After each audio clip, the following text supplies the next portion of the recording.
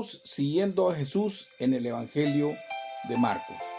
En esta ocasión vamos a leer el pasaje en el capítulo 14, en los versículos 66 al 72.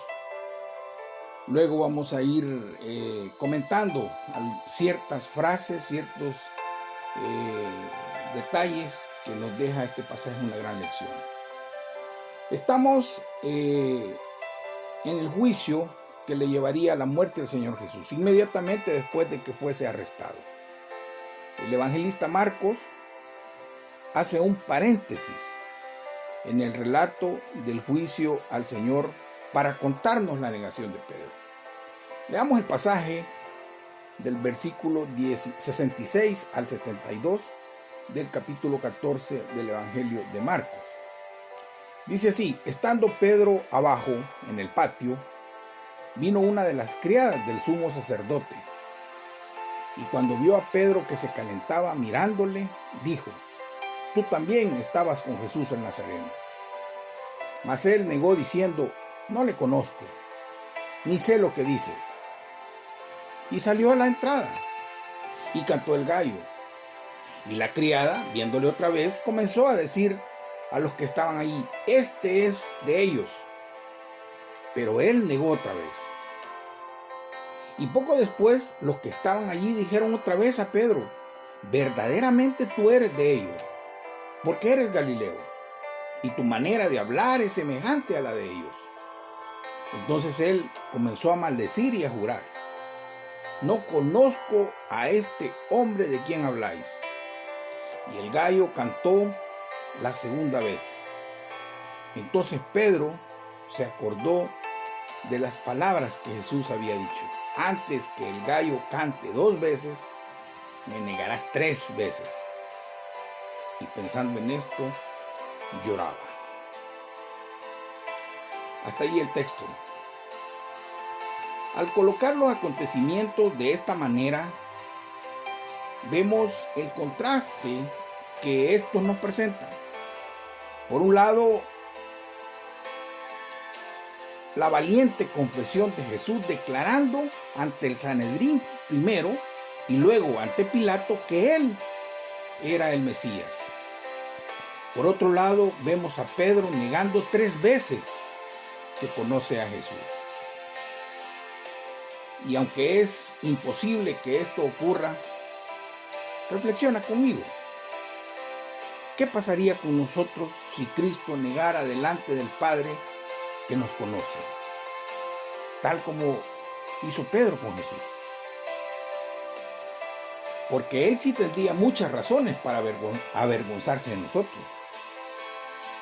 Por esto es aún incomprensible que como creyentes nosotros nos avergoncemos del Señor en muchas ocasiones.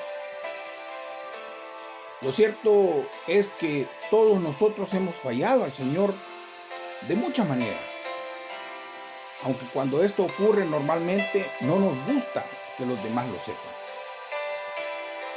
Los 4 evangelios hacen pública la negación de Pedro, por lo que millones de creyentes de todas las generaciones han llegado a tener el conocimiento de esto. En este caso fue el mismo Pedro, el primero en contarlo, porque como debemos de recordar, el Evangelio de Marcos recogió el testimonio del apóstol y sus experiencias con el Señor. En este caso, una experiencia de fracaso tan vergonzosa que le había causado sin duda mucho dolor a Pedro. Pensando que la razón por la que hizo esto es para que nosotros podamos aprender importantes lecciones a partir de lo que a él le ocurrió. Un punto importante en todo esto es que la Biblia no es un libro que esconde los fracasos de los hombres o los idealiza, sino que vemos a esos grandes hombres de Dios con sus fracasos y también con sus victorias, por lo que resulta sencillo identificarnos con ellos. Esa noche, cuando la turba enviada por el Sanedrín se había prestado presentado, se había prestado también, ¿verdad? Y presentado en el huerto del Getsemaní con la intención de arrestar a Jesús, Pedro no había dudado ni un momento de desenvainar su espada con la intención de enfrentarse contra ellos. Tal fue que hirió a un siervo del sumo sacerdote. Algo que sabemos que Jesús mismo solucionó inmediatamente. Después de ese incidente, podríamos suponer que el último lugar al que Pedro hubiera pensado ir sería la casa de ese sumo sacerdote. Pero precisamente allí estaba él. Fue una muchacha, fue una criada la que lo reconoció como discípulo de Jesús. Y a pesar del evidente peligro que esto suponía para él, aún así, siguió allí. No podemos negar que Pedro llegó mucho más lejos que los demás discípulos. Pero el Señor le había dicho que por el momento no le podía seguir. Algo a lo que él no quiso hacer caso. Eso está, lo deja escrito Juan, el Evangelio de San Juan, en el capítulo 13, versículos 36 y 37. Por lo tanto, el hecho de que en aquella noche estuviera en el patio del sumo sacerdote mientras Jesús era juzgado, no lo podemos asociar con una lealtad al Señor, porque en este caso le habría obedecido y no hubiera seguido a Jesús hasta ahí. Notemos pues que mientras esperaba para ver qué ocurría con Jesús, se acercó a los alguaciles que se calentaban en el fuego y ahí se mezcló con ellos como si fuera uno más. Tristemente debemos recordar y reconocer que los cristianos hacemos lo mismo muchas veces. En lugar de mostrarnos diferentes a los del mundo, nos comportamos como ellos, nos aclimatamos como ellos para evitar que hablen mal de nosotros y nos ridiculicen. Esta es también una forma de negar al Señor. No sé si usted lo considera así. Tal vez intentemos justificarlo diciendo que de esta forma queremos atraerlos al Evangelio. Pero en el momento que nos hacemos como ellos, hemos dejado de ser luz y sal para el mundo. En este caso, seguramente el propósito de Pedro era observar el proceso sin que lo reconocieran. De repente, aquella mujer había puesto al apóstol en graves problemas. Las acusaciones le llovían por todos lados. Aquello era suficiente como para poner nervioso a cualquiera. Pedro se había acercado junto al fuego para calentarse, pero de pronto vemos que se estaba quemando. ¿Cómo salir de esa situación en la que nunca debió haberse metido? Al verse acorralado, cede cobardemente ante las preguntas de aquella criada curiosa. El valiente Pedro, el de corazón amante y la voluntad presta, negando a su maestro con juramentos, diciendo que no conocía a Jesús e invocando todo tipo de maldiciones sobre sí mismo. ¿Dónde había quedado aquella fidelidad hasta la muerte que le había prometido a Jesús y de la que alardeaba delante del resto de los apóstoles? En un momento se desmoronó y negó al Señor. No fue necesario un interrogatorio bajo torturas, sino tan solo las preguntas de una muchacha. ¿Cómo podía decir que no conocía al Señor si había pasado con Él 3 maravillosos y hermosos años de su vida? Jesús estuvo en su casa. Jesús visitó la casa de Pedro varias veces. Había sanado a su suegra. Usó su barca como púlpito improvisado. Habían pescado juntos con el Señor. El Señor lo eligió como uno de sus apóstoles y lo envió a predicar. Pedro subió con el Señor al monte y le vio transfigurarse. ¡Qué privilegio! Le salvó de ahogarse en medio del mar de Galilea. ¿Cómo era posible? ¿Cuántos momentos entrañables vividos juntos para que ahora dijera que no lo conocía? Es evidente que mientras las multitudes seguían a Jesús con admiración, a Pedro no le costó mucho estar a su lado disfrutando del prestigio que de alguna manera le proporcionaba ser uno de sus apóstoles. Pero ahora que Jesús había quedado abandonado y era despreciado, admitir una relación con él implicaba pagar un alto precio, que tal vez puede ser hasta perder la vida. En ese caso, negar cualquier relación con Jesús podía tener muchos beneficios temporales, y seguramente por temor le negó. Y aunque estamos considerando el caso de Pedro, tenemos que admitir que nosotros no somos distintos a él. Todo esto llevó a Pedro a descubrir que era mucho más débil de lo que se había imaginado.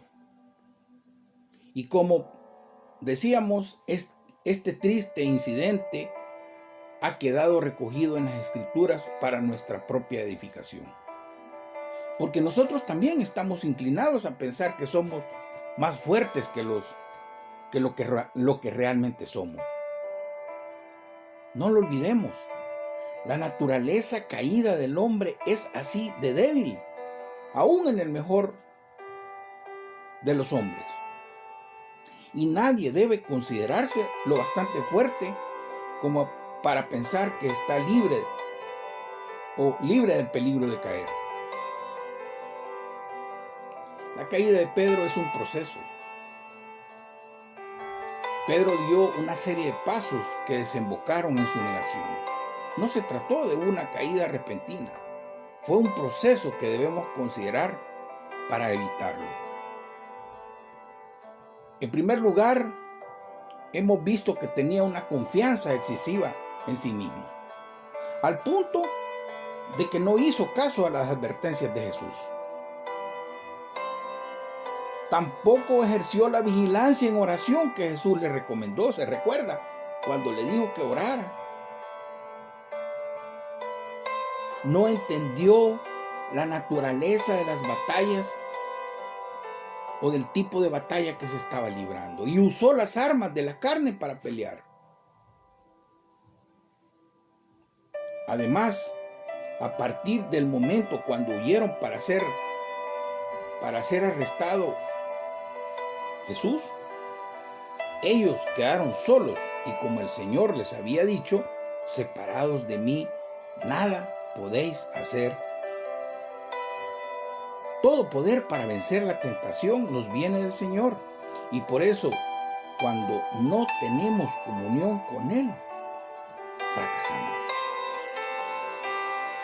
Finalmente se había mezclado con los enemigos de Cristo, identificándose con ellos, mezclándose con ellos como si fuera de ellos. Pedro se arrepintió. Jesús le había dicho que en esa noche, antes que el gallo cantara 2 veces, él le había de negar 3. Así que cuando, coincidiendo con su tercera negación, escuchó cantar por segunda vez al gallo, inmediatamente recordó las palabras del Señor. Además, justo en ese momento, el Señor, que estaba siendo llevado para comparecer ante el tribunal de Pilato y pasó por el patio donde estaba Pedro, en un breve instante se volvió para mirarlo. Esa mirada del Señor llegó hasta lo más profundo del corazón de Pedro, terminándolo de quebrantar, quebrantando su orgullo. Y dice el texto, pensando en esto, lloraba. Hubo restauración, sí que la hubo. Aunque el perdón es algo que ocurre en el mismo momento en que nos dirigimos al Señor con verdadero arrepentimiento y fe, la restauración también es un proceso que puede llevar más tiempo. Además, el Señor siempre toma las medidas necesarias para librarnos de lo sucesivo de cosas similares. El primer paso para llevar a cabo esta restauración es reconocer que el Señor nos conoce mejor que nosotros mismos. Esto es lo que Pedro descubrió de una forma tan dolorosa cuando vio cumplido con total exactitud lo que Jesús le había anunciado en cuanto a su negación. Después de negar al Señor, Pedro tuvo ocasión de meditar en esto. Se acordó de las palabras que Jesús le había dicho en el versículo 72. Y si quería prevenir otras caídas en el futuro, tendría que apoyarse en la palabra del Señor y no en sus propias percepciones. Algo que por supuesto todos tenemos que aprender. De hecho, sería la confianza en la palabra de Jesús lo que le ayudaría también a salir de esa crisis en la que se encontraba. Veamos lo que el Señor le dijo cuando profetizó su negación. Simón, Simón, he aquí Satanás os ha pedido para zarandearos, como a trigo. Pero yo he rogado por ti, que tu fe no falte.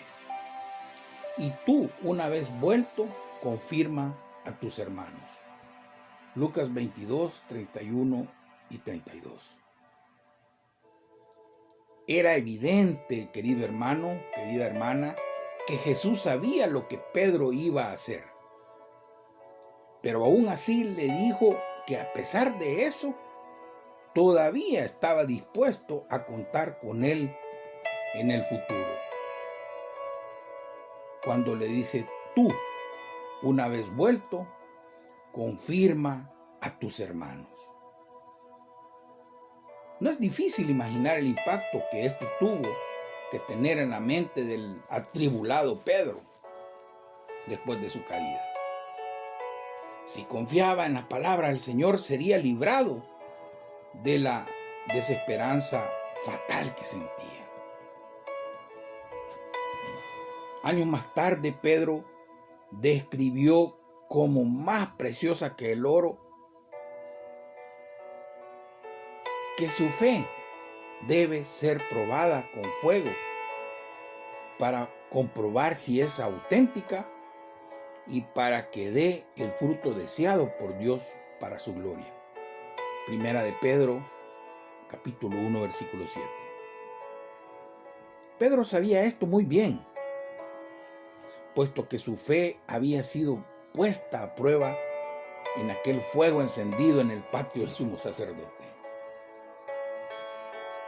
Y como era auténtica, a pesar de su fracaso inicial, por medio de la intervención de Cristo como sumo sacerdote, finalmente llegó a ser potenciada, de tal manera que pudo ser plenamente capacitado para fortalecer a sus hermanos en su propia lucha espiritual.